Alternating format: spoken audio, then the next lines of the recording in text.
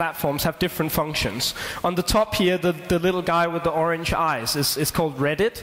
It's a community almost solely dedicated to finding new content and sharing new content and voting up the content that is really cool. In the bottom here, we have things like Flipboard.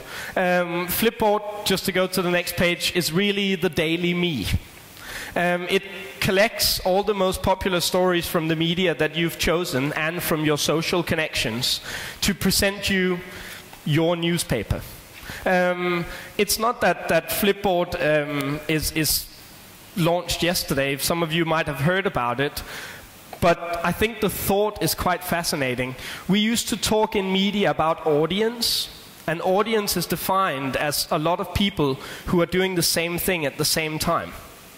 Audience in the traditional sense dies when everyone is doing what they want at any given point.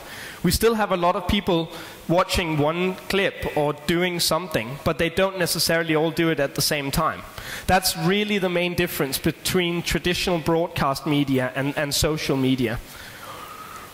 And I think it means that we are always on. So here is a few stats on what happens on the internet in 1 minute. Actually, YouTube just today launched that now it's 72 hours of content that is being uploaded every minute. It means that in 1 month, YouTube generates more content than all the American TV stations have done in their entire history. That's how much content is coming onto the internet. 400,000 people will log into Facebook, and 100,000 new tweets will be posted. It also means for businesses that things like the Apple Store in New York are now open 24/7, 365 days a year. It's a temple for the brand. You should be able to go there whenever you want. You don't pray, but it's close, right? And if you've sinned, you can go to the desk and they can help you fix your device. It's almost a bit like being in the church, but in a very modern religion. So I think we're getting a completely new value chain of media. So it's not that the old media is disappearing, it's rather that a new sort of value chain is being created. Ones where brands focus less on creating advertising and they focus more on creating services or content that can be helpful to people. I'll get into that in a minute. It also means, as I said the example before, I'm not going to sit and wait 4 hours on MTV to look at the music video I want to watch when I can just go to YouTube and watch it now. And at the last thing, it means that I'm probably not going to walk down to Blockbuster to pick up my movie when I can just click a button and it will start streaming from my device. Some people will pay for that, some people will watch advertising. But the kind of idea of when I want and how I want is really winning. So I thought we should look at the implications for business. And admittedly, this is quite a broad picture because it's the only thing I have time to. But I think what's largely driving it is broadband. Without broadband, we don't have disruptions to business. But the second broadband is starting in a country to really become the mainstream, then business changed dramatically. It kind of creates my definition of what social media is, because humans have always been social. That's nothing new. So I think social media is defined as kind of the infrastructure. It's a digital infrastructure that accelerates the velocity of distribution. It means that things can reach a global audience much, much faster than it ever could before. I've put a couple of apps here as an example because they've just broken the record twice in the last month. First it was Draw Something that reached 50 million downloads in 50 days. Angry Birds Space then broke that just 3 weeks later, getting 50 million downloads in 35 days. I can't remember the exact number, but I think it took 5 or 6 years for the first 1 million TVs to get sold. Just to kind of talk about the perspective and the change in what you can only really call velocity. It's mass, and it's moving a lot faster than it did before. Media is simply taking up a lot more space, and it's moving a lot faster than it did before. So I wanted to bring a very classic example of Borders and Amazon, because Borders have just gone bankrupt. It's a classic American bookstore.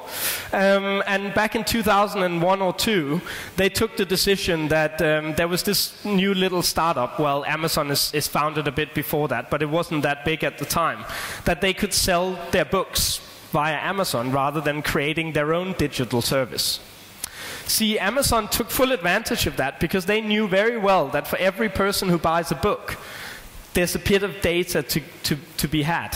And you can analyze that data, and you can use that data to deliver a better experience to that consumer when they come back again. The rest is history. Amazon now, well, this year, is going to surpass having 50% of the American book market. Borders has gone out of business. And by the way, Amazon also has about 20% of the American market for music and about 20% of the American market for games.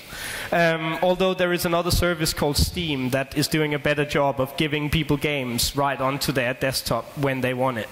Again, the only thing that can beat getting the physical product in the post is if I can just access it straight away. So I don't even have to wait for the mail. I wanted to talk about Nike, because Nike is the one brand. We work with about 40 of the world's 100 biggest brands.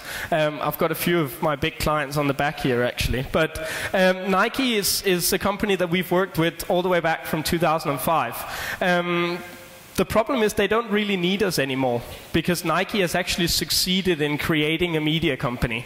This is from a new book by Stefan Olander called Velocity, that I've been inspired a little bit about to tell this story. But he says that across their Facebook pages, their athlete pages, their YouTube channels, their Instagram, their Twitter, their websites, and their apps, they reach well over 100 million people. These are people that Nike can talk to whenever they want. This actually makes them one of the biggest media companies in the world on their own right. More interestingly, Stefan Olander says this: the great thing about establishing a relationship to consumers is that you never have to advertise to them again. See, that would put me out of business, but I would be happy if that day came about, because it means we could all do something better. It kind of states very clearly what I tried to say earlier. For the leading brands now, they're done renting the conversation. They want to own the conversation. They want to own the relationship with consumers. Preferably, they want to be in your pocket. So Nike has started this change from products to services. Stefan Olander is head of what Nike calls digital sports. Digital sports is something that didn't exist 7 years ago. Then they created this little thing together with Apple that allowed you to track all your runs and put it in your shoes. And suddenly Nike was much more than just a shoe. It was a place that had all your data stored. So if I go and buy a pair of Adidas, I lose all my data. I lose my whole identity as a runner because I have all my data stored with the company. This is a way of creating customer loyalty that is extremely efficient. But of course, services goes, it kind of encompasses everything from the products to the retail, to the media, to the design, to the storytelling. We need heroes and villains and people that can inspire us. I think just do it still works, right? We know what Nike is about. Just do it. Go ahead. But it also means something like Nike Plus or Nike Football Plus. Again, digital services that allows me to get much more out of the company than just their products. The latest new thing is what Nike calls Fuel Band. And it's a little thing you put around your wrist, and then you give yourself a target every day of how many calories you want to burn. And as you go through the day and you're physically active, it changes from red to green. And once you've completed your goal, it will tell you that you're there. It says there on the right, goal. It can do that in different languages, by the way. And then, of course, there's an app in the middle that allows you to kind of track this over a longer period of time, transforming your relationship with Nike into something where Nike motivates you to actually do more sports. It's not only up to yourself. But I think the next step is really what we call the Internet of Things. And I'm going to show you a video in a moment of what that really means. But I wanted to give an example first of what Fiat calls the Eco Drive. And it was a very innovative thing where you can basically plug a little thing into your Fiat when you drive. And when you go home, you can put that into your computer and it will tell you what you can do to become a better driver. Hence, you can save fuel. Perhaps you can also avoid accidents, I don't know. See, this is only out with about 1.5 million Fiat drivers. But Fiat has actually estimated that if all drivers in the European Union were driving with EcoDrive, then we could save about 45 billion pounds of fuel every year. That's about the same as the European Union invests in renewable energies. So this is really what I mean, that digital and social is becoming a very integral part of society. And I think IBM has a great way of talking about this. Over the past century, but accelerating over the past couple of decades, we've seen the emergence of a kind of global data field. The planet itself, natural systems, human systems, physical objects have always generated an enormous amount of data, but we didn't used to be able to hear it, to see it, to capture it. Now we can, because all of this stuff is now instrumented. And it's all interconnected, so we can actually have access to it. So, in effect, the planet has grown a central nervous system. So there's about 1 billion people using the internet at the moment, and that's set to grow to probably 2 billion in the next couple of years. And we think that's quite a lot, but over the last 10 years I've been looking at devices being linked up together using networks, so little sensors on things, with temperature sensors and traffic sensors and flow rate of water and how much electricity you're transmitting data. It won't be long, it may even have happened already, that there's more things on the internet than there are people on the internet. That's really what we mean by the Internet of Things. Then you get this sea of data that you just drown in, literally. And there's this triangle that's been quite well documented called the DIKW triangle of data, information, knowledge, and the typical topic of wisdom. The D at the bottom is a sea of data, and when we get this data back home and start doing stuff with it, we apply intelligence to it and transform up that stack. So we go from data into information, information into knowledge, and then glean some wisdom from that. And that's really what the analytics part of our Smarter Planet story is all about. But the ideal day, I guess, would be that I wake up in the morning and my alarm clock went off at the right time because it had looked in my diary to know when my first meeting was and backtracked which ferry I need to get and therefore what time I need to get up.